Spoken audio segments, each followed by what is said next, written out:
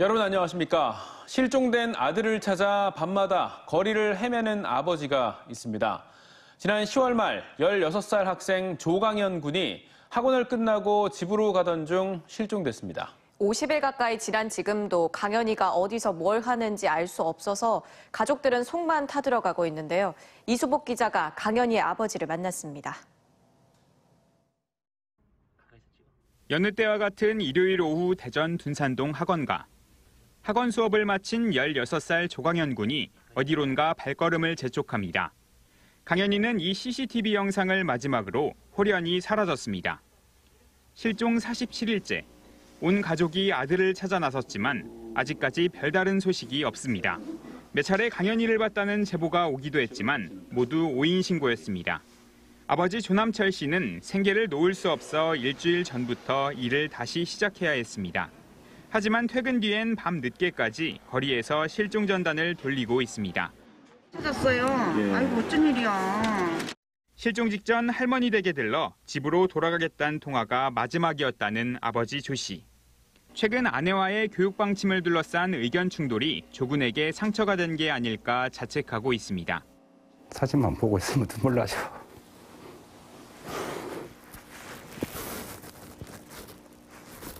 어떻게 잘 있는지도 모르고. 실종 당시 강현이가 가진 돈은 단 10,000원. 신용카드를 챙기지도 않았고 친한 친구에게 연락한 흔적조차 발견되지 않았습니다. 경찰은 이른바 가출팸 등을 상대로 조사도 벌였지만 강현이의 행방을 알 수 없었습니다. 가족하고 친구 등을 상대로 수사 중이었고 11월 8일 날 대전 지역 실종 정보 발령했었고 아직까지 범죄 위험성은 없는 걸로 판단되고. 키 170cm, 몸무게 70kg 남짓. 실종 당시 검은색 옷을 입었습니다.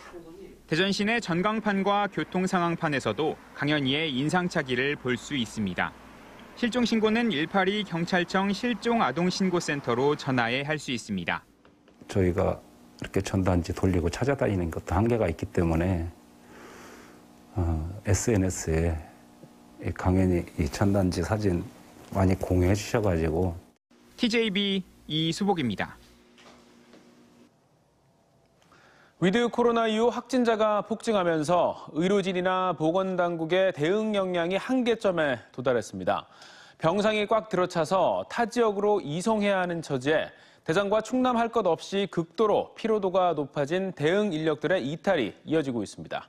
김진석 기자입니다.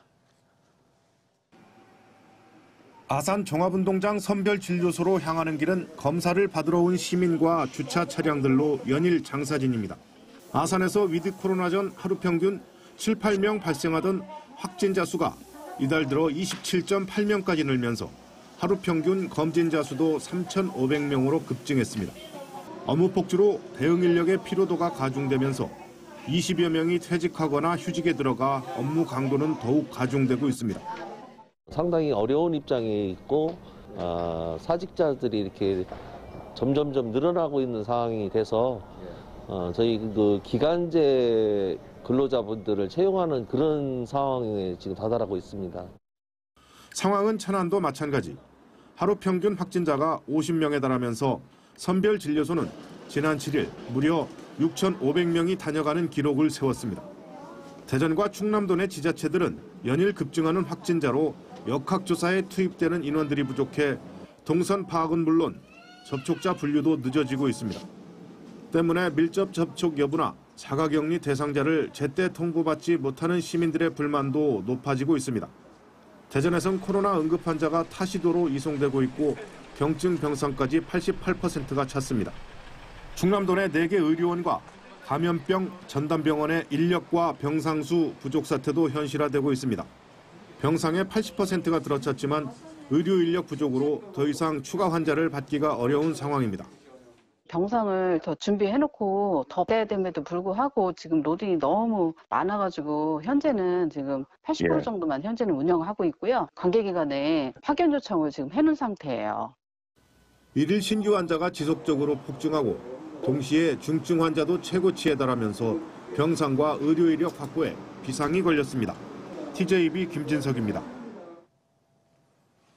요양원과 학교를 중심으로 코로나19 확산세가 계속되면서 대전, 충남에서 모두 370명의 확진자가 추가됐습니다. 대전에선 요양원 집단 감염의 여파가 계속돼 현재까지 요양원 10곳에서 모두 380명이 확진됐고 서구와 대덕구 학교에서도 감염이 이어지며 하루 사이 167명으로 엿새째 세 자릿수 확진자가 발생했습니다. 충남에선 당진의 한 초등학교와 홍성의 한 목욕탕 등에서 확진자가 무더기로 발생했고 지역 곳곳에서 확산세가 계속되며 하루 사이 187명이 추가로 확진됐습니다. 세종에서도 확진자의 가족 등이 잇따라 확진되면서 모두 16명이 추가됐습니다. 대전시청 간부 직원 2명이 확진되면서 내년 예산을 다룰 대전시의회 본회의 개최가 불투명해졌습니다. 이들은 지난 6일 시의회 예산결산위원회에 참석했고 당시 다른 공무원과 산하기관 임직원, 시의회 예결위원 9명도 참석해 현재 검사 결과를 기다리고 있습니다. 예결위원 가운데 1명이라도 확진되면 나머지 위원들도 밀접 접촉자로 분류돼 자가격리를 해야 하는 상황으로 오는 14일 열릴 시의회 본회의가 무산될 가능성을 배제할 수 없습니다. 지난 3월 대전의 한 어린이집에서 발생한 학대 사건입니다. 원장이 낮잠을 재운다고 아이를 온몸으로 눌러 생후 21개월 된 정빈이가 세상을 떠났습니다. 물론 자신의 원생들을 정성을 다해 돌보는 어린이집 선생님들도 많지만 안타까운 어린이집 학대 사건은 전국적으로 끊이지 않고 있는데요. 정부는 어린이집 학대 사건이 의심될 경우 빠른 개입을 위해 지난 4월 어린이집 CCTV 열람을 가능토록 지침을 개정했고 이 내용을 담은 영유아 보육법 역시 개정돼서 오늘부터 시행됩니다. 하지만 현실은 아직 갈 길이 먼 상황입니다. 조혜영 기자의 단독 보도입니다. 4살 아이를 세종의 한 어린이집에 보내던 학부모 김모 씨는 지난 8월 하원한 아이의 귀를 보고 깜짝 놀랐습니다. 긁힌 상처도 아닌 손톱에 찍힌 듯한 상처였습니다. 평소 아이가 어린이집에 가기 싫어했던 상황에서 벌어진 일이라 혹시나 하는 마음에 어린이집에 CCTV 열람을 요청했습니다. 처음에는 상처가 난 줄 몰랐다던 어린이집 원장은 본인이 영상을 확인하니 아이가 귀를 긁는 장면이 있었다며 그 장면만 편집해 보여주겠다고 말합니다. 전후로는 아이들이 나오기 때문에 못 보여드리고요. 아이가 귀를 훑는 모습은 영상으로 보여드릴 수가 있어요. 앞뒤 5분만이라도 더 보여달라고 했지만 모자이크 처리를 해야 한다. 또 운영위원회 동의를 얻어야 한다며 사실상 거부했고 학부모의 끈질긴 요청에 결국 영상을 빠른 속도로 재생해 보여줬습니다. 문제는 확인한 영상 속에 교사가 아이의 얼굴을 밀치는 듯한 행동이 있었고 아이 고개가 뒤로 젖혀지며 울음을 터뜨린 장면. 30분 동안 한자리에 앉아있던 아이가 일어나려 하자 교사가 아이를 쳐다보지 않은 채 어깨를 누르고 아이가 뒤로 넘어졌지만 아무도 달래주지 않고 혼자 우는 장면이 그대로 담겨 있었습니다. 설마 했었어요. 별거 없겠지 하고 본 건데 그런 장면이 나오니까 그냥 한순간에 무너지게 되더라고요. 그날 밤 교사는 학부모에게 사과 문자를 보냈고 학부모가 경찰에 아동학대로 어린이집을 신고하자 퇴사 처리됐습니다. CCTV 확인을 계속 피하던 어린이집. 그리고 짧게나마 확인했던 학대 의심 장면에 김 씨는 4개월 가까이 된 지금도 마음이 무너져 내립니다. 정부는 아동학대 초기 개입을 위해 지난 4월부터 자녀가 어린이집에서 아동학대 또는 안전사고로 신체적 정신적 피해를 입었다고 의심될 경우 부모가 어린이집 CCTV 영상 원본을 열람할 수 있도록 지침을 신설했습니다. 하지만 현실은 쉽지 않습니다. 상황이 의심되더라도 어린이집을 나갈 각오로 요청하거나 요청해도 받아들여지지 않는 경우가 여전하기 때문입니다. 선생님들이 또 아이를 다른 눈으로 보진 않을까. 그래서 많이 고민도 하고 큰맘 먹고 그래 한번 물어보자 이렇게 한 건데 사건이 이렇게까지 커질 줄은 그때는 정말 꿈에도 몰랐었죠. 경찰에서도 지난 5월부터 아동학대 수사 시 수사 과정에서 수집된 영상 원본을 보호자가 열람할 수 있게 했지만 피해 부모가 모르는 경우가 많습니다. 저희가 가이드라인 개정하고 나니까 경찰에서 그대로 반영해가지고 어린이집 CCTV 수사 절차에 반영했어요. 어린이집에 보여달라고 할 수도 있지만 수사가 진행되는 상황에서는 경찰에 보여달라고 해도 경찰에 보여주게 됐습니다. 국회도 영유아 보육법을 개정해 보호자가 어린이집 CCTV 영상 원본을 열람할 수 있는 권리를 명확히 명시했고 이번 달부터 본격 시행돼 어린이집에서 거부할 경우 과태료 처분도 가능합니다. TJB 조혜원입니다. 화력발전소에 부과하는 킬로와트당 0.3원인 화력발전 지역자원 시설세를 0.6원으로 인상하는 지방세법 개정안이 국회 본회의를 통과했습니다. 민주당 박완주, 어기구, 국민의힘 김태흠, 이명수 의원이 발의한 지방세법 개정안 통과로 충남도 내 화력발전 지역자원시설세 세수는 연간 366억 원에서 732억 원으로 증가할 전망입니다. 화력발전은 미세먼지와 온실가스 등 피해가 발생하지만 킬로와트당 1원인 원자력이나 2원인 수력발전에 비해 상대적으로 낮아서 인상 요구가 계속돼 왔는데 수정된 개정안은 2024년부터 적용되며 서천, 보령, 태안, 당진 등 화력발전소 인근 지역 주민들을 위해 쓰여집니다. 대전 하나시티즌이 프로축구 K리그 1부 승격에 한 발 더 다가섰습니다. 어제 저녁 대전 한밭 운동장에서 열린 강원FC와의 승강 플레이오프 1차전에서 대전은 이현석의 결승골로 1대0 승리를 거뒀습니다. 지난해까지 강원 유니폼을 입었던 일본인 선수 마사가 후반 5분 수비수 2명을 제치고 패스한 공을 함께 강원에서 이적한 이현석이 성공시키면서 친정팀을 쓰러뜨렸습니다. 대전은 12일 강릉에서 열리는 2차전에서 비기기만 해도 2015년 이후 7년 만에 1부 리그 승격에 성공하게 되며 역대 플레이오프에서 1차전 승리팀이 1부로 올라간 확률은 100%였습니다. 지난달 29일 대전 드림타운 기공식 현장에서 현장 감리단장이 자신의 손가락을 흉기로 자해한 사건, 워낙 충격적이어서 기억하실 텐데요. 이를 두고 특정 이유나 배후가 있는 게 아니라는 의혹이 계속해서 제기돼 왔는데 당사자가 오늘 사과문을 전했습니다. 장석영 기자입니다. 제 신념의 약속으로 이 행위를 한번 각오를 하고 약속을 드리는 바입니다. 부디 양해 부탁드리겠습니다. 현장 감리단장 최모 씨가 발언 도중 단상위에서 미리 준비한 작두로 자신의 손가락 한마디를 자해합니다. 지난달 29일 열린 대전 드림타운 신탄진 다가온 기공식 현장. 당시 행사장에는 대전시장과 도시공사 사장, 국회의원, 시민 등이 참석해 있었고 대전시 공식 유튜브 채널로 실시간 생중계 중이었습니다. 사건 이후 대전 도시공사와 업체 측은 최 씨의 개인적인 돌발 행동이었다고 밝혔지만 건축 과정에 문제나 배후가 있는 게 아니냐는 의혹이 끊이지 않았습니다. 결국 해당 업체 대표가 직접 해명하며 시민들 앞에 머리를 숙였습니다. 감리단장 최 씨가 감리 용역 착수를 앞두고 사업 수행에 대한 의지를 표현한다고 했지만 상식적으로 이해할 수 없는 행동으로 시민들에게 충격과 상처를 줬다며 공식 사과했습니다.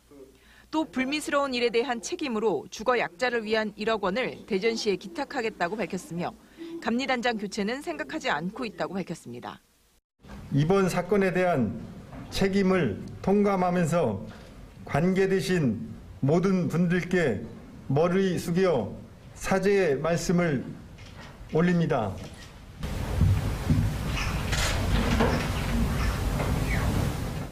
당사자도 자필 사과문을 통해 성공적 사업 수행에 대한 결의의 표현이었다며 자신의 의도와 달리 정치적 공방으로 이어져 폐를 끼치게 됐다고 사과했습니다.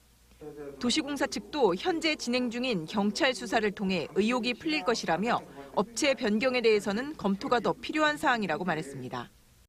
우발적인 사고에 따라서 계약을 해지하고 변경할 수 있는지에 대한 법적 논란이 많습니다. 그런 부분의 법적인 디테일한 걸 좀 더 검토를 하도록 하겠습니다. 공식 석상에서 많은 시민들을 놀라게 한 황당한 사건이지만 결국 당사자의 개인 해프닝으로 마무리됐습니다. TJB 장석영입니다. 전두환 군부 독재를 비판한다며 반정부 활동을 했다는 이유로 징역형을 받았던 69살 김규봉 목사가 재심에서 무죄를 선고받았습니다. 대전지법 차주희 부장판사는 신군부가 저지른 행위가 군형법상 반란죄와 형법상 내란죄 등에 해당한다는 대법원 판례를 들어 당시 대학생이던 김 목사가 벌인 행위는 헌법 존립과 헌정질서를 수호하려는 형법상 정당한 행위라며 범죄가 되지 않는다고 판시했습니다. 충남 농업기술원은 껍질을 깎지 않고 통째로 먹을 수 있는 높은 당도의 조중생 신품종 배인 CN102 가칭 청미를 개발했습니다. 이 품종은 기존 배보다 얇은 껍질에 육질은 연하고 과즙은 많은 데다 당도도 13.5브릭스로 단맛이 강한 것이 특징으로 국내 시장을 70% 이상 점유하고 있는 신고배의 맛설 품종으로 기대를 모으고 있습니다. 당진시가 코로나19 확산세를 고려해 해맞이 해넘이로 유명한 외목마을 축제를 취소키로 했습니다. 다만 축제는 취소했지만 많은 인파가 이곳을 찾을 걸로 예상해 방역을 강화하고 거리 두기와 마스크 착용 등을 철저히 안내하기로 했습니다. 예산군이 예당호에 모노레일을 설치하는 것과 관련해 환경단체들과 주민들이 오늘 기자회견을 열고 예당호 모노레일은 환경을 파괴하고 상수원을 위협한다며 충남도의회에 도비 지원 예산을 편성하지 말 것을 요구했습니다.